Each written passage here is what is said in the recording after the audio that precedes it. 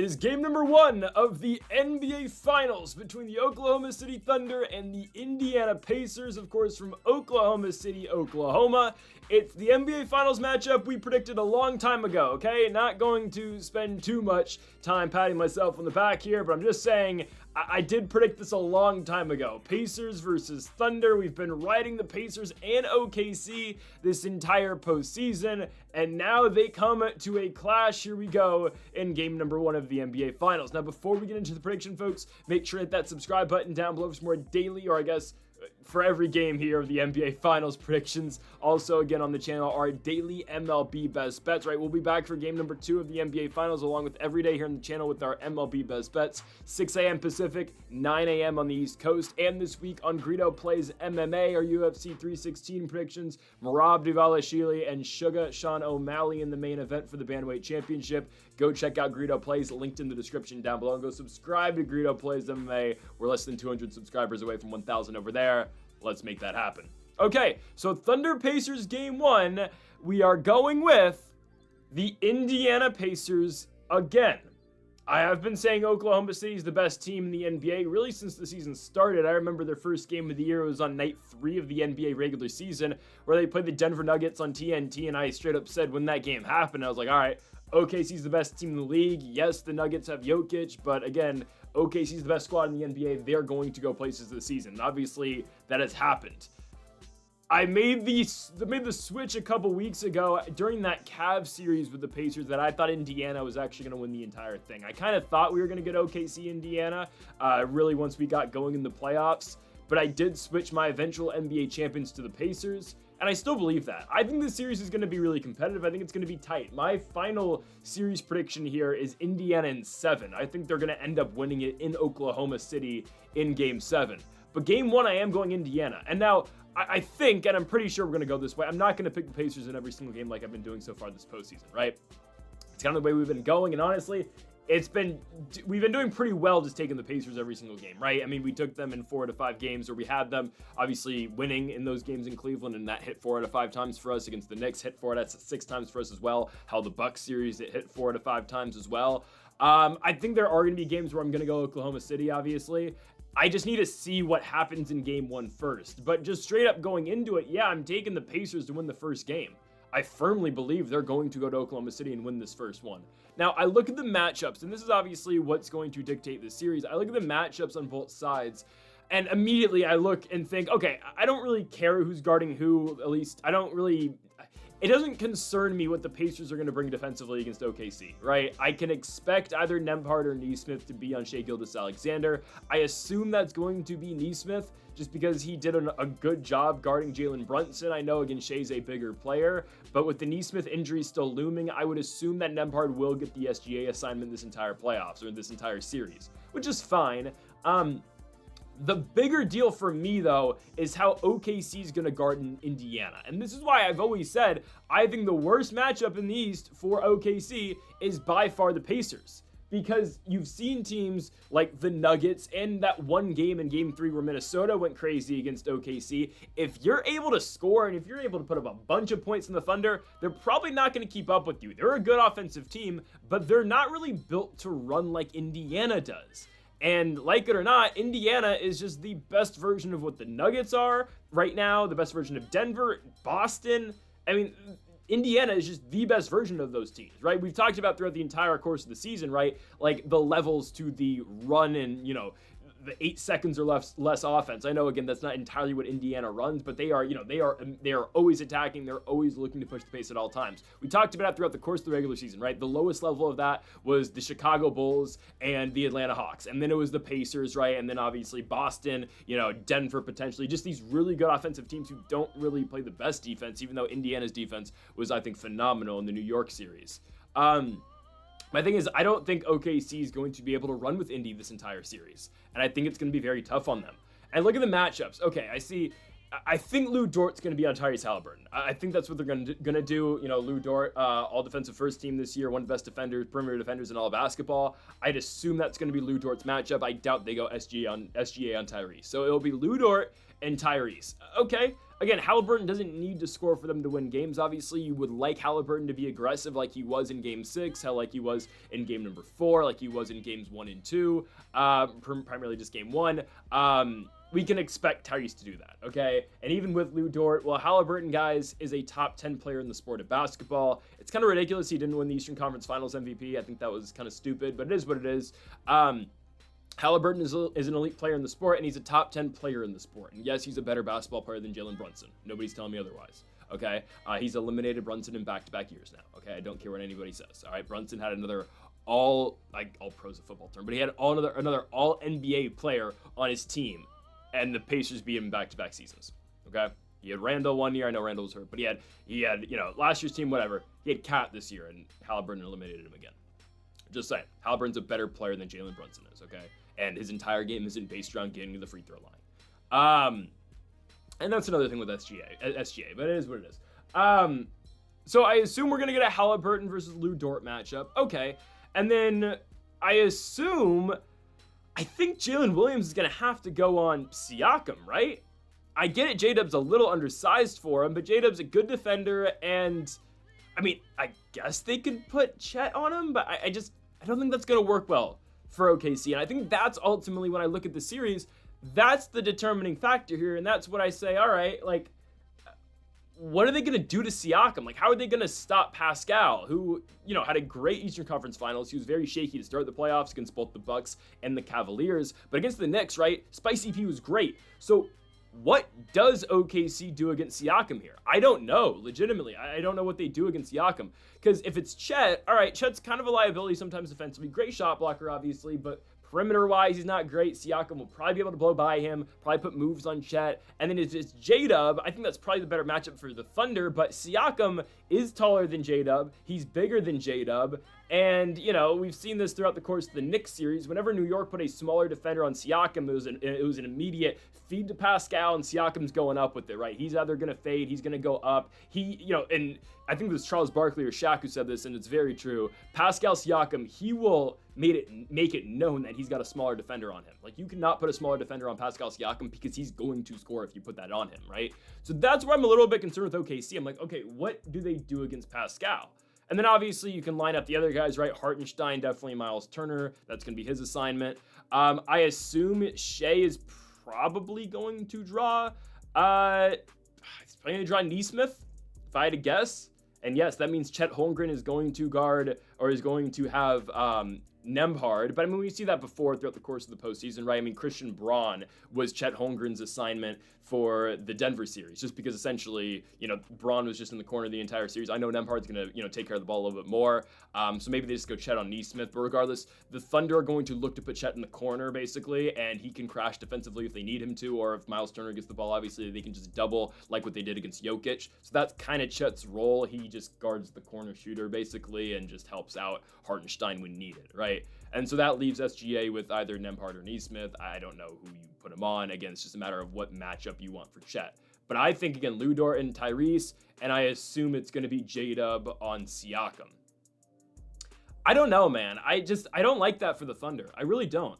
And I think the biggest factor of the series is, okay, look at Denver, man, and look at all the success the Nuggets had against Oklahoma City. It's a series the Thunder ultimately win in 7 games, but yeah, Indiana's a better team than Denver is. Let's just be honest. Denver was solely dependent on one guy, Nikola Jokic, and sure, Jamal Murray hit big shots in big moments. Aaron Gordon did his thing as well. Indiana's entire rotation, though, is just better than what Denver has. Let's just be honest, right? From top to bottom, Indiana's got more guys who can hurt you. Hell, everyone on the team can hurt you. And this brings me to my next point, which we've talked about multiple times throughout this postseason run. It doesn't really matter what happens on the other side of the ball. If Indiana's playing the way that they play and shoot the way that they shoot, how do you beat this team? And I know, again, I guess the immediate thing you can say is, well, OKC is the best defensive team in the NBA, which is true, right? They play great defense. It's hard to get shots off against them. The only thing I will counter that with, though, is look how well Denver shot sometimes in games against that team, right? I know Denver wasn't, they didn't have not every game they were great offensively, but they had their nights where, yeah, they could get whatever they wanted. Like Game 3 with the Timberwolves and OKC. I'm just saying that because Indiana is better than those teams. I firmly believe it. I think Indiana is much better than those squads. I'll bring this up now. I think also this is going to be the first of back-to-back matchups in the NBA Finals between the Oklahoma City Thunder and Indiana Pacers. Just when I look at both conferences right now, I see the automatic one, honestly, is Indiana. I think the Pacers are going back next season. Barring something crazy happening to the squad, the same core is going to be together next year. If anything, they're just going to add, as Sham said, Indiana is becoming a premier location for free agents. So I would expect the Pacers to be immediately back in the spot. Look at the East next season. Who's going to stop them? The Knicks? Oh, hell no. The Cavaliers? Definitely not. Boston's going to be without Tatum, and they're going to kind of blow things up right now.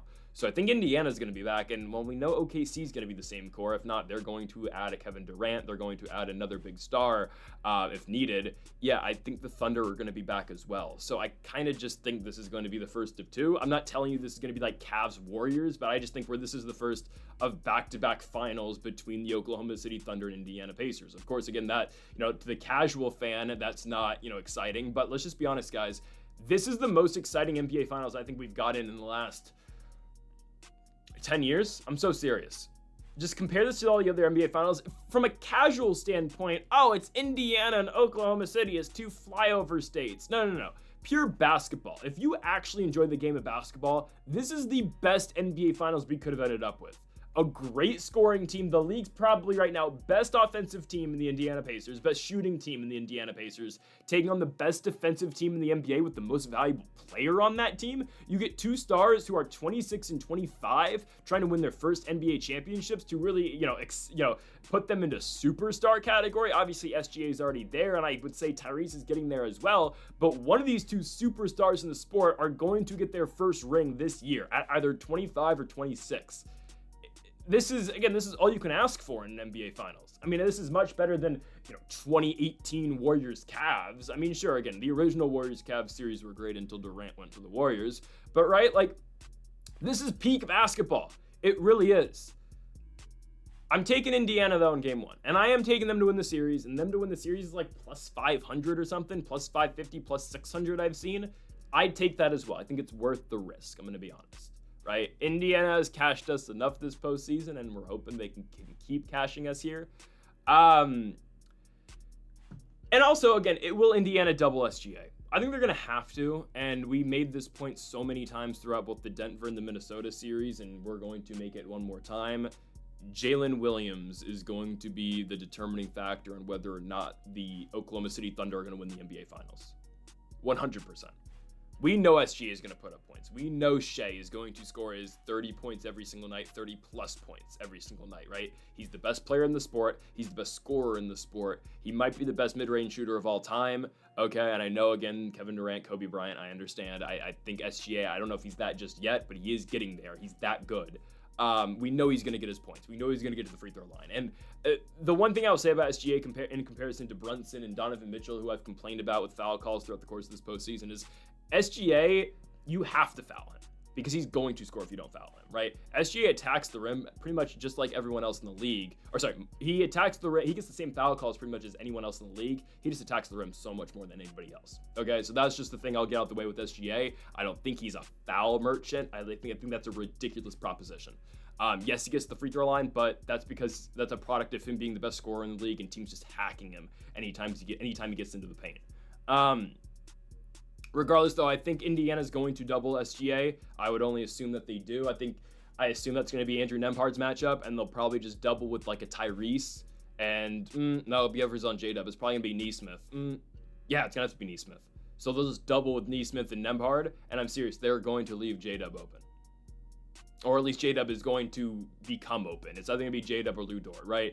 Primarily, though, I'm going to say this kind of depends on J-Dub because J-Dub is just going to free himself in spots more than Lou Dort's going to. Obviously, right, Lou Dort's going to hit his high-arcing three-pointer. I completely understand that. But again, J-Dub's going to be the one that's going to find himself in open spots, like in the Denver series, like in the Minnesota series. When Shea gets doubled, again, J-Dub's usually the guy that ends up open because it's a pass to Lou Dort, right? And then whoever J-Dub's defender is usually comes off of J-Dub in the corner, moves over to guard Lou Dort, obviously, and then that's just an easy kick to the corner for Jalen Williams.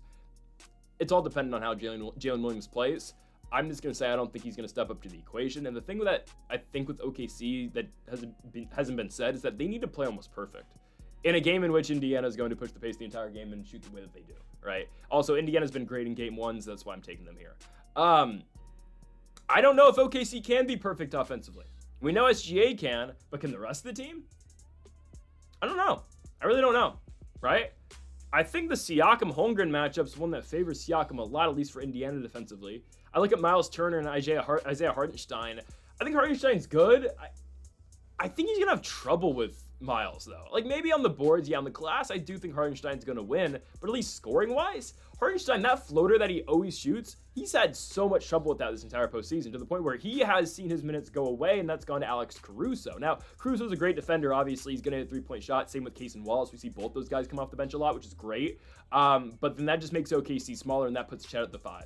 Which it does make Miles Turner guard the perimeter, but he's been doing that against Karl-Anthony Towns, and we'll see if we get a Thomas Bryant appearance, right?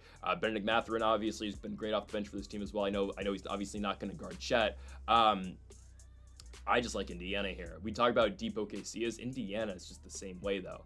Obviously, OKC's got a great bench, right? We talk about Case and Wallace. We talk about Alex Caruso. We talk about... I mean, those are really the two main guys to come off the bench. Isaiah Joe's going to get run sometimes. Aaron Wiggins will get run. That's kind of it. Kendrick Williams at times. But Indiana, I mean, no matter the game, they're not going to go, to a rotation less than 8 guys. It's usually always going to be a 9-man rotation for the Pacers, right? You're going to get the 5 starters. You're going to get Reese. You're going to get Nembhard and Nesmith. You're going to get Pascal and Turner. And then off the bench, you're still going to get Obi Toppin, who plays big minutes. You're going to get Thomas Bryant now, who seems like he's gotten the Tony Bradley minutes because Bradley's hurt. You're going to get Benedict Mathurin. You're going to get TJ McConnell. And you're going to get Ben Shepherd. So you're going to get 5 guys coming off the bench every single game. Now, I like TJ McConnell. I don't know if his minutes should continue to be there in the postseason, in the finals, because he wasn't great at the end of that Knicks series. I just think the Pacers are a tough team to deal with, and especially in game ones. They've won every single game one they've played this year. I understand OKC has been the exact same way. Actually, no, they lost game 1 of the Nuggets series. I'm taking the Pacers. I don't know how OKC is going to keep up every game for 7 games. I think OKC is going to win in spots, but I think if Indiana has nights like they've had, there's no stopping this team. I'm taking the Indiana Pacers to win game 1 of the NBA Finals here against the Oklahoma City Thunder. I believe they're going to get it done. +9 is the spread. Don't mind that. I'm going to play both. +9 and +320. Let's cash again with the Indiana Pacers here in game 1 of the NBA Finals. So, folks, thank y'all for watching. Make sure to hit that subscribe button down below for more. Make sure to leave a like if you did enjoy the video. Make sure to comment if you do disagree with the pick. Thank y'all for watching, and Mamba forever.